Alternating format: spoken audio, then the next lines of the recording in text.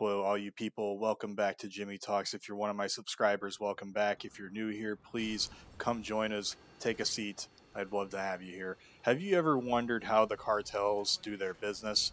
Let's break it down right away. The US Mexico border is a 1,954-mile scar across deserts, mountains, and rivers, a line that separates hope from desperation and law from chaos. It's also the front line of a multi-$100 billion war where cartels smuggle drugs and people with a ruthlessness and ingenuity that's both awe inspiring and terrifying. These aren't just criminals, they're master strategists exploiting every crack in the system to move their product, whether it's a kilo of drugs or a family fleeing violence. Today, we're peeling back the curtain on the dark world of cartel smuggling and how they do it, how they sneak drugs and people across the border, the methods that they use, and the devastating cost behind it. This is a deep dive into a machine of greed and survival. So let's just get right into it. Let's start with human smuggling, a trade that's as heartbreaking as it is profitable. Every year, over an estimated 700,000 migrants try to cross the US Mexico border illegally. Although the true number is obviously not known, this is my conservative estimate, and it may very well be much, much higher than that, and it probably is. Driven by poverty, violence, or the promise of a better life. These cartels see people as this desperation as a gold mine, charging thousands per person to guide them north. But this isn't a humanitarian mission, it's a cold, calculated business, and the cartels run it like a well oiled machine. One of their slickest moves is exploiting legitimate routes. Picture a bustling border crossing like Tijuana San Isidro, where 70,000 vehicles and 20,000 pedestrians pass daily. It's a chaotic swarm of commuters, tourists, and truckers, a perfect cover for smugglers. They blend migrants into the crowd using forged passports, doctored visas, or stolen IDs. A mother with two kids might hand over a US birth certificate that belongs to someone else's child, coached to smile and just stay silent.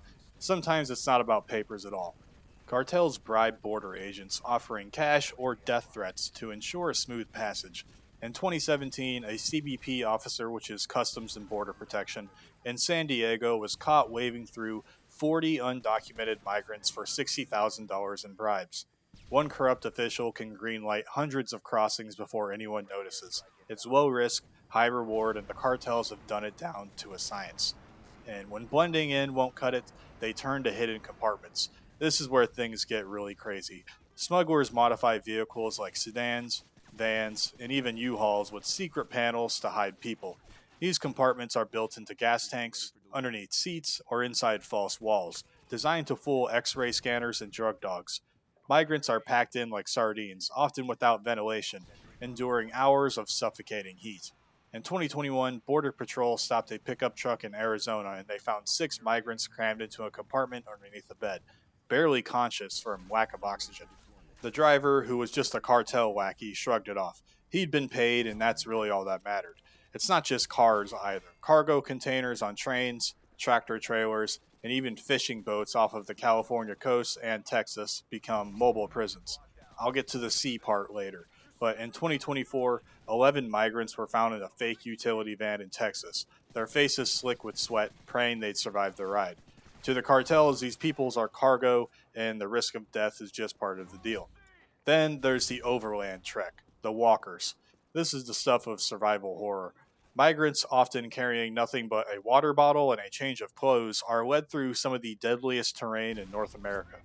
The Sonoran Desert in Arizona hits 120 degrees in the summertime, and the Rio Grande Valley in Texas is a maze of thorns and rattlesnakes. These groups, sometimes 50 strong, move at night to avoid Border Patrol's drones and heat sensors. Their guides know every trail, every water cache, and every blind spot, but the journey is still brutal nonetheless. A single misstep can mean dehydration, hypothermia, or a broken ankle that leaves you stranded. In 2022, CBP reported 856 migrant deaths along the border, sunstroked in the desert, drowned in the Rio Grande, or abandoned by guides who vanished when helicopters start buzzing overhead. Survivors often recount walking for days with no food in the hot desert, watching their groups dwindle as people collapse.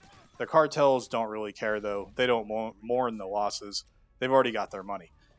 Those guides are called coyotes, and they're the linchpin of this operation. Coyotes are smugglers for hire, often locals who know the borders like their own backyard. Some are cartel foot soldiers, and others are freelancers who pay the cartels for rights to operate. They charge $1,000 to maybe $15,000 per person, depending on the route and the client's desperation.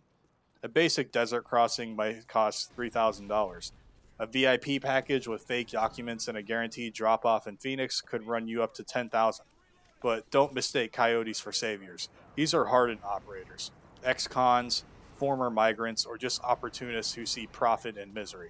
They coordinate with cartel scouts, bribe Mexican police, and carry guns to keep their groups in line. Horror stories abound, like coyotes robbing migrants, assaulting women and children, or abandoning entire groups when Border Patrol closes in. In 2021, a coyote in Texas left 19 migrants in a desert ravine during a heat wave, shot to death. Who actually knows the reason why, though? Yet, for those fleeing cartels or starvation, coyotes are the only ticket north. It's a deal with the devil, and the cartels write the contract. So now let's pivot to drug smuggling, the cartel's true cash cow. The U.S. drug market is worth $200 to $700 billion annually, and cartels like Sinaloa and Jalisco New Generation are its biggest suppliers. They move cocaine, heroin, meth, and fentanyl with a logistics network that would make Amazon's logistics department jealous. Their methods are diverse, daring, and constantly evolving, keeping law enforcement in a perpetual game of catch up. Vehicles are the backbone of drug smuggling.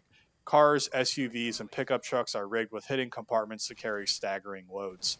These are obtained by rental cars or just straight up theft, especially when you've got some Americans who are down in Mexico and they've got a nice big F 150. They might just steal it from you. More on that later, though.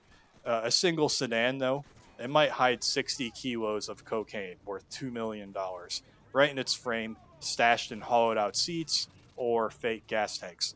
Smugglers use welders and mechanics to build traps, so seamless that they're invisible without a crowbar. You have to tear the thing apart, basically. Rental cars are a favorite because they're tough to trace, and drivers are often low level operatives or clueless mules paid $500 or something like that just to drive somewhere. Border crossings like Nogales or El Paso see millions of vehicles yearly, and CBP scanners can't catch everything. I'd honestly argue most gets away. In 2023, agents seized 27,600 pounds of fentanyl at the border, a humongous drug bust, but experts estimate that's less than 10% of what gets through. One bust in 2022 uncovered 400 pounds of meth in a minivan's floorboards, driven by a single mom who swore up and down she just didn't know. The cartels don't care about her story, telling the truth or not, they care about the payout. Commercial trucks crank this up a notch. These 18 wheelers hauling legitimate goods and fruit or electronics are perfect for hiding drugs. Smugglers bury kilos of heroin or meth in pallets of avocados, knowing inspectors can't unpack every single crate.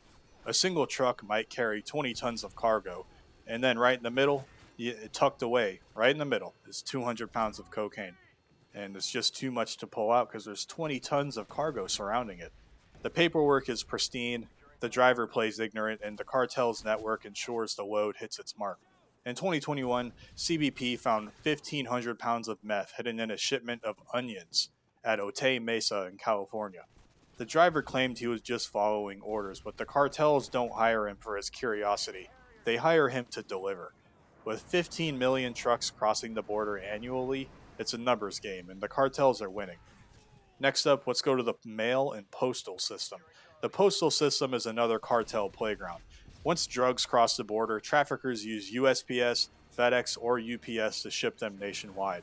Small parcels, sometimes just a few ounces of fentanyl, are disguised as books, toys, or electronics. Fentanyl's potency makes this method deadly efficient. A single envelope can hold enough to kill 50,000 people. Postal inspections are honestly rare without specific intel, and the volume of mail, which is like 700 million pieces daily, overwhelms scrutiny. In 2022, a New York City sting nabbed 15,000 fentanyl pills mailed from a cartel source in Mexico, one of hundreds of packages slipping through that year. The anonymous use of the mail system combined with the cartel's knack for misdirection makes this a low risk jackpot. Now let's move on to the sea. Maritime routes are heavy hitters, and I don't think people realize how much the maritime sea route is used. Cocaine and marijuana move by sea in staggering quantities, often from Colombia or Central America, same with Mexico as well. Cartels will use a regular little fishing boat, cargo ships, where they have stuff hidden inside of the cargo containers, and even luxury yachts to blend in the commercial traffic. And just like with vehicles, some hide drugs in fuel tanks or among legitimate cargo. Others transfer loads to smaller boats off the US coast. You can kind of see the correlation here between the sea and the roads. They'll just take something and they'll hide it in the middle of a bunch of other crap. So the real innovation, though, here is narco subs, which are semi submersible vessels that skim just below the surface, invisible to radar and by visual sight. These homemade subs, built in shipyards in the middle of a jungle, can carry 8 tons of cocaine, $250 million worth, and they can travel up to 3,000 miles. It's absolutely insane to think about. In 2019, the Coast Guard chased down a sub off Colombia with 17,000 pounds of cocaine. Just imagine 17,000 pounds of literally anything. Okay, that's a lot. The crew sank the vessel, though, and tried to swim away, but the haul was a drop in the bucket, anyways. The Pacific Ocean is a smuggler's highway, and the cartels own the toll booth. Next, we'll do air. Air routes are for speed and stealth. Couriers on commercial flights, often like unassuming kind of people, like grandmas or students or just anyone that doesn't look like, hey, I sell drugs.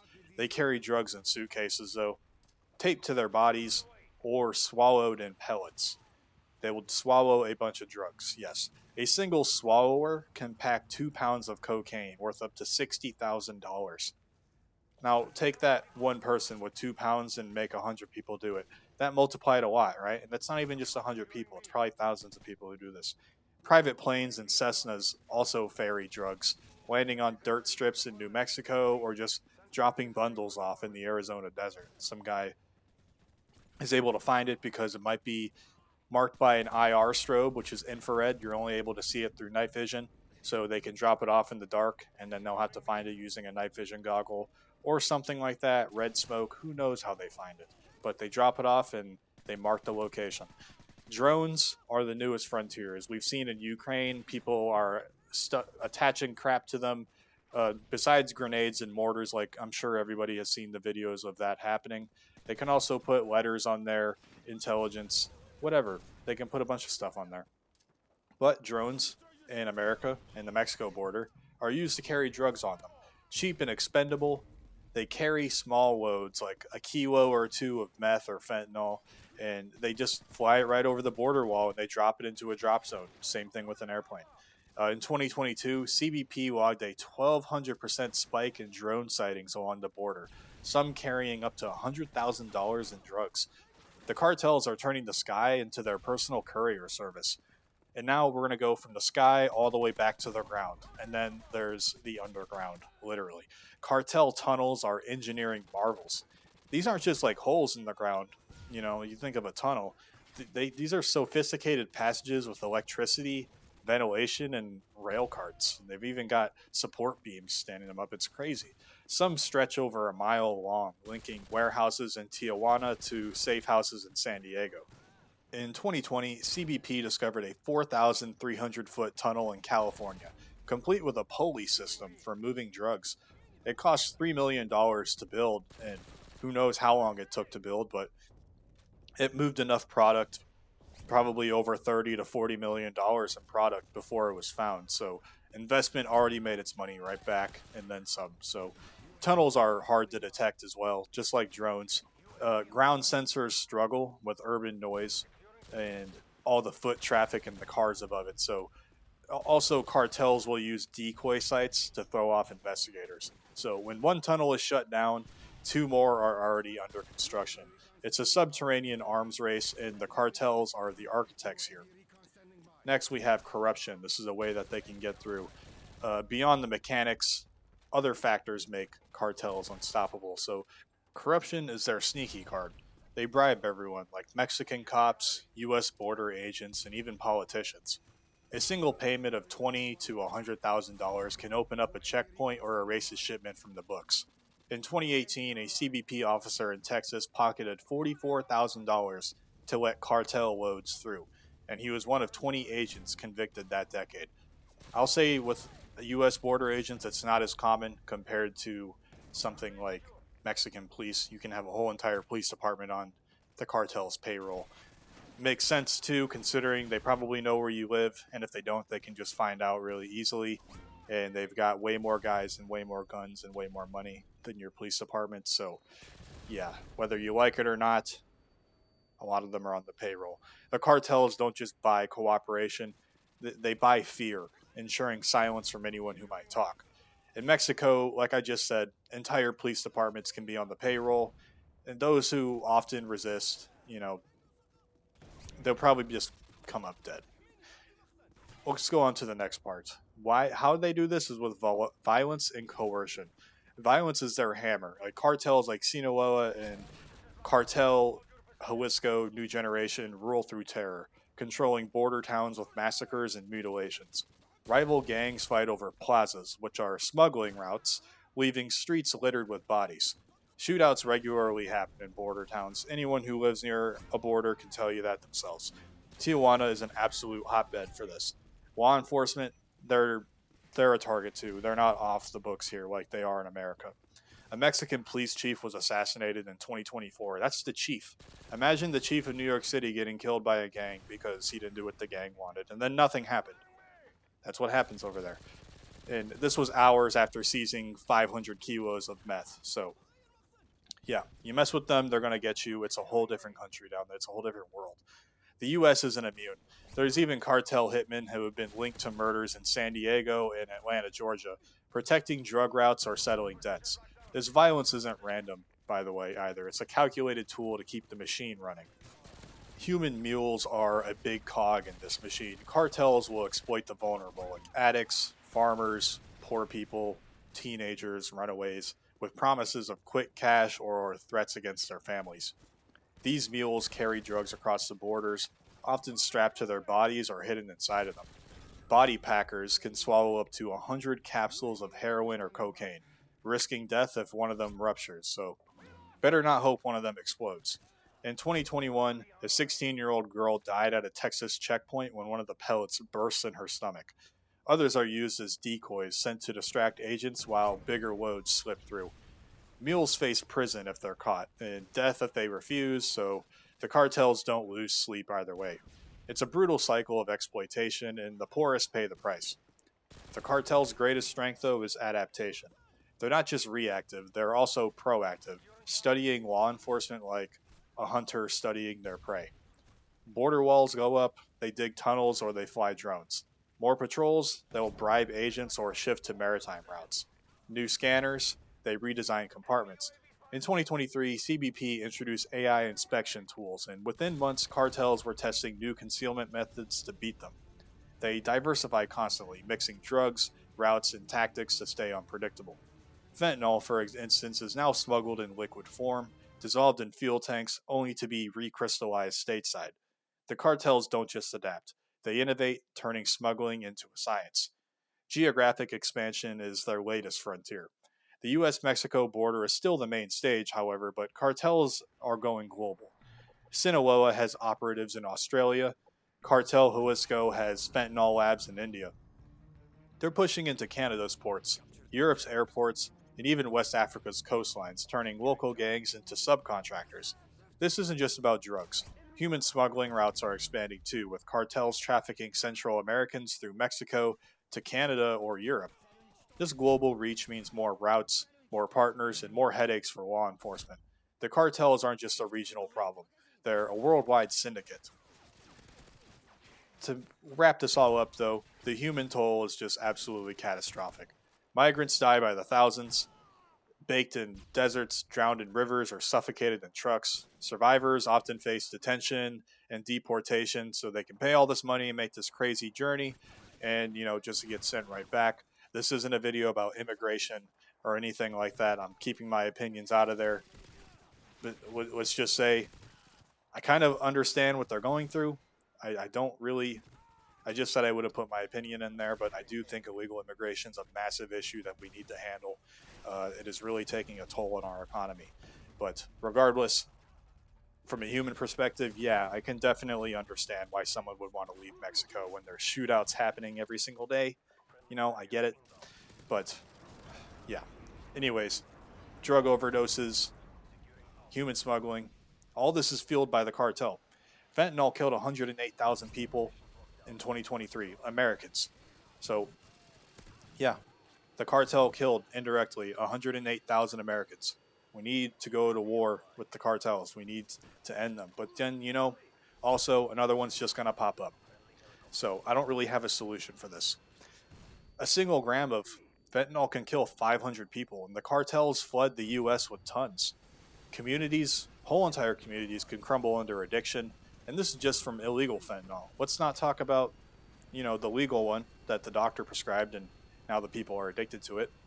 You know, in Mexico, cartel violence has claimed 400,000 lives since 2006 that we know of, with 30,000 people missing, again, that we know of. Smugglers, coyotes, mules, drivers, they're often victims too, coerced or trapped in a system where they can't escape. The cartels seriously run that country, and I don't think people really understand how deep it gets. Like, yeah, most people are aware that they're down there doing bad stuff, but this goes way further and deeper than you think. The cartels profit from this misery, banking millions of dollars, billions, while the body count just continues to rise. So, can this be stopped? Honestly, like I just said, it's a long shot. Another one would just come up anyways. CBP has 20,000 agents, $20 billion in tech, and a bunch of drones, guns, training, other law enforcement agencies for assistance, but they're still outmatched. In 2023, they seized 2.4 million pounds of drugs. Think of 2.4 million pounds of literally anything. That is a lot. Yet, after 2.4 million pounds of drugs seized, cartels barely blinked. Imagine, again, just imagine 2.4 million pounds of, like, I don't know, apples. Imagine how freaking huge that pile would be. So switch it with drugs now. It's a lot. Border walls, sensors, and arrests are speed bumps, not roadblocks. The U.S. appetite for drugs, which is $150 billion a year estimated, fuels the supply, and as long as that demand exists, cartels will innovate. Corruption and violence keep their machine greased, and their global reach makes them untouchable. Leaders like El Mencho and others often operate from fortified compounds beyond the reach of extradition. Every bust, every tunnel collapse is just a temporary win in this seemingly never ending losing war. This is the cartel smuggling empire. Drugs and people moved with surgical precision across a border that's both a fortress and a easy way to get around. It's built on greed, fear, and relentless ingenuity, and it's not slowing down. From coyotes in the deserts to drones in the sky, the cartels have turned smuggling into an art form, and we're all just paying the price. Guys, this video is kind of dark, but thanks for sticking with it if you watched it all the way through. Thanks for watching Jimmy Talks. I just wanted to clarify and expound on an already known issue of the cartels, but to really emphasize how bad it actually is. Go and watch the interviews with former Mexican police officer Ed Calderon to see much more detailed stories on this than what I covered in this video. Guys, if you want to see more content like this, let me know in the comments below with some more suggestions that you'd like to see. I try to read every single comment that you guys leave and try to let you know the appreciation that I have for you all for coming here and watching these videos. I wouldn't do it if people didn't watch it. It's plain and simple as that. So if you come on here, you like and subscribe, you comment, you don't even have to do any of that. But if you do, I will show my appreciation to you. And if you have a suggestion for a video, leave it down below and I might just cover it. There's a lot of different suggestions, and I try to read every single comment. And hey, if I don't reply to you, sometimes I don't get notifications for every single comment just due to how many I get sometimes. So don't think I'm ignoring you or anything.